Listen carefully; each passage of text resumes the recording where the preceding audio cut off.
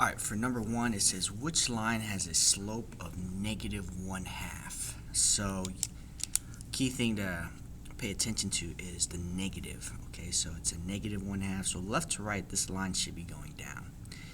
If you notice line C, left to right, it's going up. Also, same with line D, left to right, it's going up. It's not C and it's not D. So we're down to A and B. Alright, 1/2.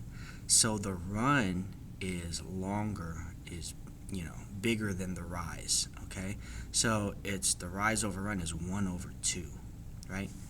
B, if you look at B, the rise over run, this is 2/1. This would be a -2/1.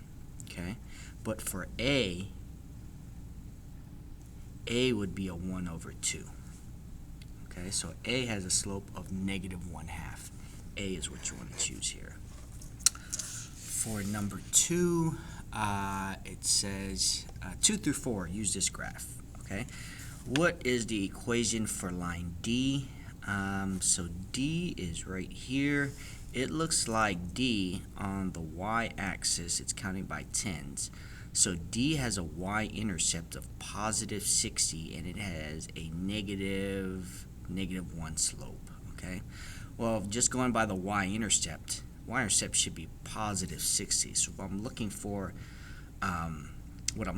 is a +60 at the end, since the y-intercept is a +60. Okay, so the only one that has a 60 as a y-intercept is option C. Okay. Oh yeah, option C, which is the equation for line D. All right, number 3. Which graph does not have an equation in the form of y equals mx plus b? All right, remember y equals mx plus b. What have we been graphing? We've been graphing lines. Okay, any equation in the form of y equals mx plus b, okay, it's going to be a line. It's going to be a straight line, right? Okay, so A is the only one that is not a straight line. The equation for A would not be in the form of y equals mx plus b. So line A, right, is the one that you want to choose there. All right, number 4, which graph shows a linear proportional relationship? So these were like the KIXLs. We're talking about a proportional relationship. Remember proportional relationship? It's going to be a line, right? And it's going to have to go through 0, 0. Okay? So the only line here that goes through 0, 0 is line B. There's your proportional relationship. Okay? Line B. All right, number 7. What ordered pair represents the y-intercept of the graph of y equals x plus 7? So we're talking about the y-intercept. The y-intercept here is 7. Okay, and so it's definitely not -7, right? It's a +7. So we're not looking at A or C. Okay, and remember the y-intercept is the y value when x equals 0. So if we're down to B and D, right, the x is 0, right, in option D. The y-intercept is the y value when x equals 0. So that's option D. All right, number 6. Which statement compares the data on these graphs? Okay, so option A says both graphs are linear. So that's saying both graphs are lines. M looks like a line. N does not. N is more curved. Okay, the rise over run. It looks like rise over runs is the same for these several points here, but then it gets very steep over here. Okay, a line has same rise over run throughout the whole line. Okay, so it's not A. Neither graph is linear. That's not true because M is linear. Okay, all right. M is linear. M's your line, and N is not. So it looks like it's option C. Okay, option D is just saying the opposite. All right, number 7. So for 7, what is the slope for the data? Okay. All right, so it looks like y is getting bigger, as x is getting bigger, right? As you go right on the table, y is getting bigger. So we're looking for a positive slope, right? Y is increasing as we go right on the table, as x is increasing. So we want a positive slope. D is not positive, it's negative. All right, so it's one of these three. All right, so let's get our change in y for slope, right? We need the change in y over change in x. Change in y over change in x. All right, so it looks like our change in y is 1. Our change in x from 0 to negative 2 is 2. So we're looking for 1 over 2. Okay, there's option C. That's a 1 over 2. Number 3, which line has a slope of positive 2/3? Okay, so I want a positive 2/3, so I want a line from left to right to be going up. Okay, line A and line B are both going down from left to right. Okay, so line A and line B are not options. We're looking for line C or D. Okay. All right, so notice the rise is smaller than the run, so the run is longer. So this should be a more horizontal line, okay? So if you look at line D, right? Let's look at line D. Look at my rise, it's 2, and the run is 3. Right, there's your 2 over 3. For C, it would be, looks like C would be, I don't know if C is even 3 over 2. C looks like it's 1, 2, 3, 4, 5. C looks like it's 5 over 2. Okay, so the 2 over 3 one is line D.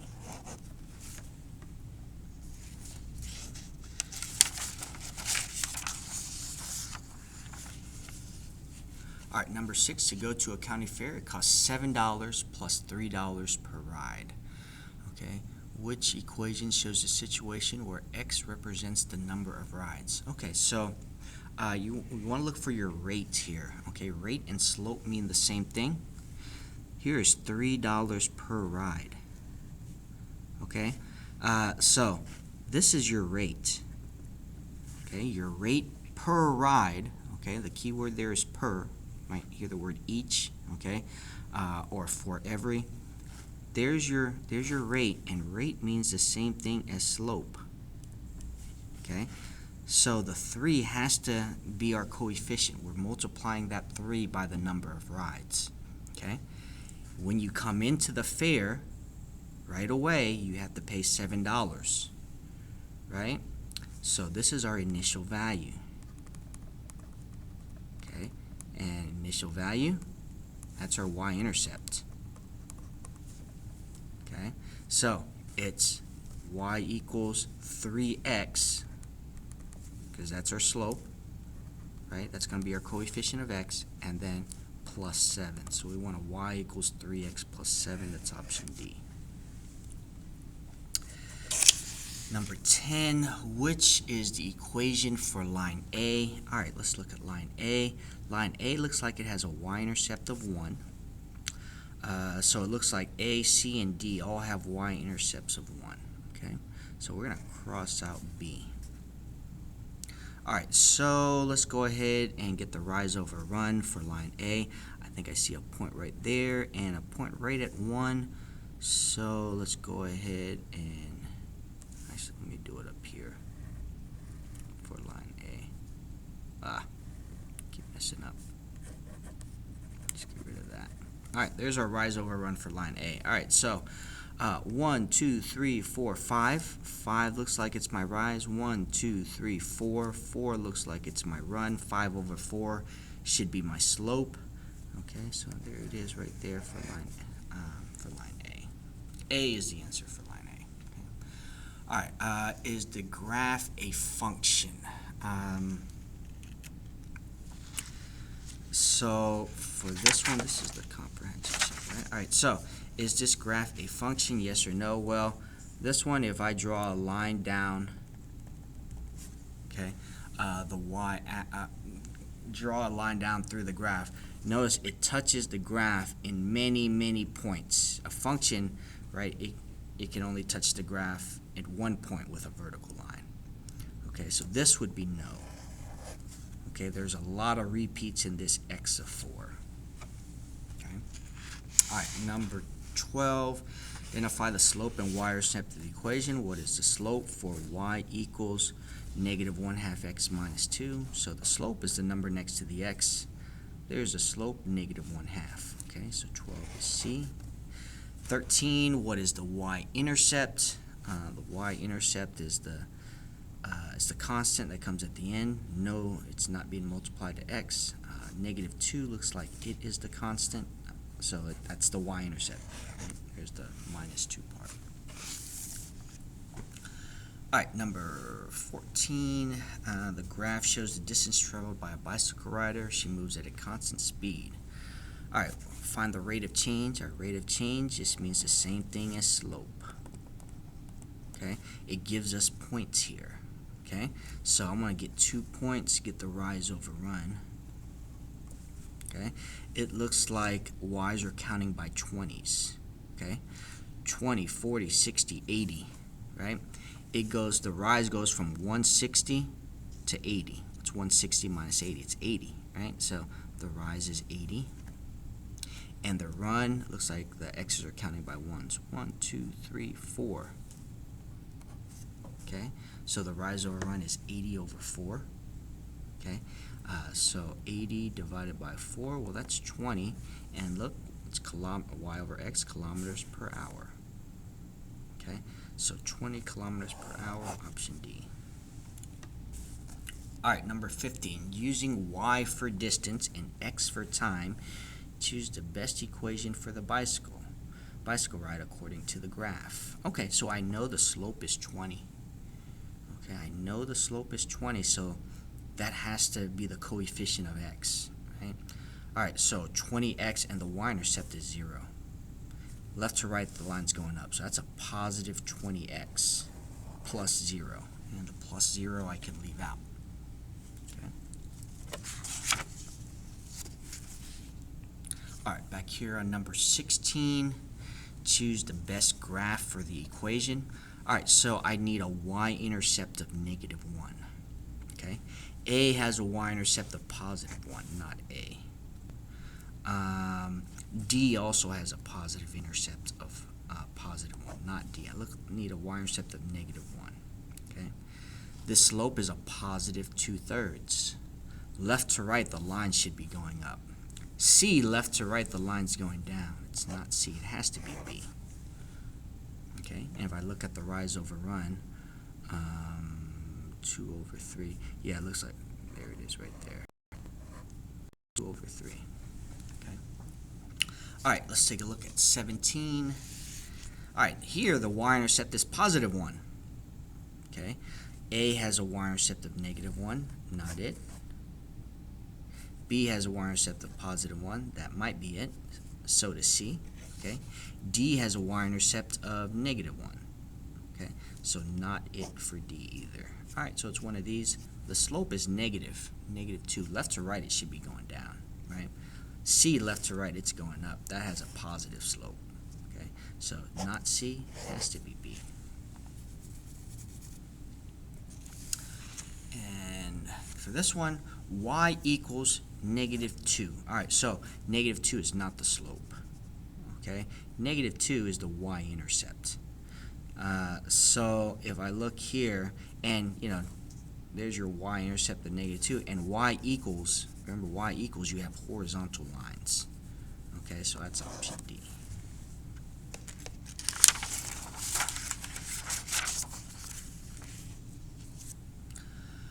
All right, Franklin's faucet is leaking, so he has to put a bucket to catch the water underneath to catch the water. After a while, Franklin started looking to keeping track of how much water he has in the bucket. His data is shown in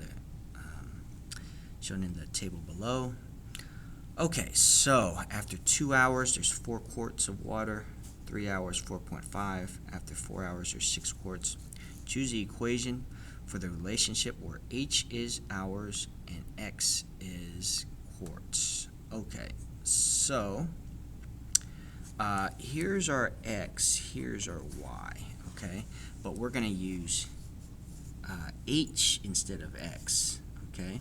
And Q instead of Y, because that's what it wants in the equation. And look here, look at our options. So it's Y equals right? Or it looks like all of these, instead of y equals, they wrote q equals, okay? All right, so the h is our x. All right, so let's go ahead and find the slope, the rise over run. I don't like decimals, so I'm going to go from 3 to 6, okay? And 2 to 4. All right, so it looks like the rate from 3 to 6, the change, okay, the change in y looks like it's 3. The change in x looks like it's 2. Okay, so you want a 3 over 2. All right, for every 2 hours, there's 3 quarts of water going into the bucket. Okay, every 2 hours, there's 3 quarts of water going in the bucket. So I need a y equals 3 over 2x. But here, remember, I'm looking for q equals 3 over 2h. Okay.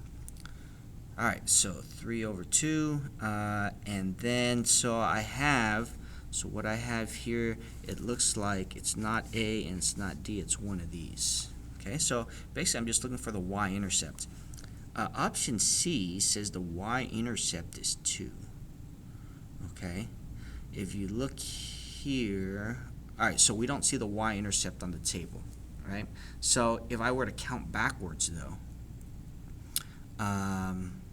you know, what's the rise over run? It's 3 over 2. So the run, if we count by 3s, right, if we go one more, if we count by 3, right, we get to 0, right?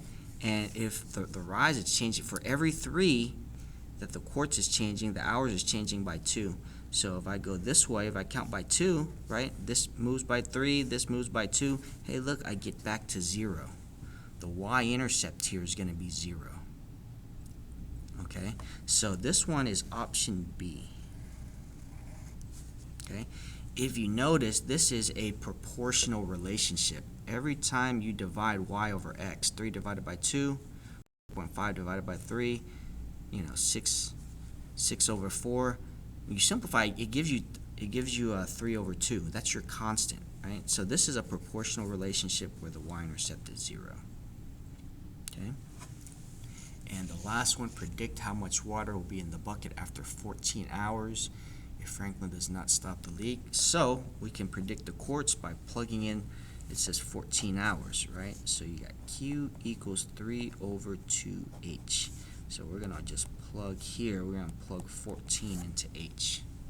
Okay, so you got Q equals 3 over 2 times 14. You can use a calculator for this, 3 divided by 2 times 14, okay?